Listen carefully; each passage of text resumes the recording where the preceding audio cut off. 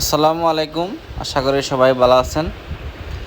আজকে মালয়েশিয়া নিয়ে একটি খুশির সংবাদ হলো, আমাদের যে প্রবাসী কল্যাণ বৈদেশিক মন্ত্রী জনাব আসিফ নজরুল, উনি কিন্তু একটু আগেই একটি ভিডিও বার্তায় আমাদেরকে জানিয়েছেন যে মালয়েশিয়া মাল্টিপল ভিসা চালু করেছে।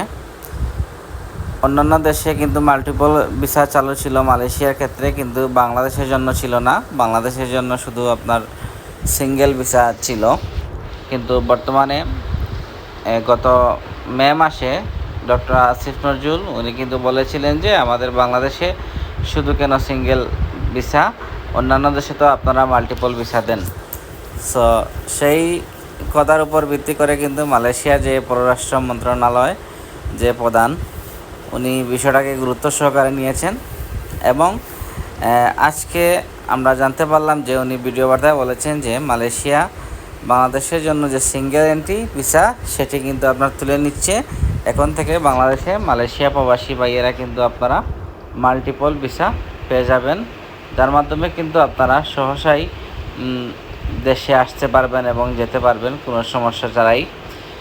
আর উনি আরও বলেছেন যে আগামী মাসে কিন্তু মালয়েশিয়া যাওয়ার কথা আছে আরেকটি বাংলাদেশ থেকে একটি প্রতিনিধি দল।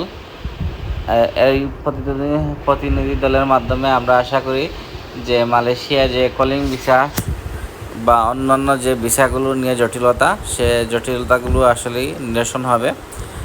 সো আজকের ভিডিও যদি ভালো লাগে আপনারা আমাদের চ্যানেলটি সাবস্ক্রাইব করে আমাদের সাথে থাকবেন। মালয়েশিয়ার সর্বশেষ আপডেট যেগুলো আছে আমরা ইনশাল্লাহ আপনাদের মাঝে পৌঁছে দিব। ধন্যবাদ।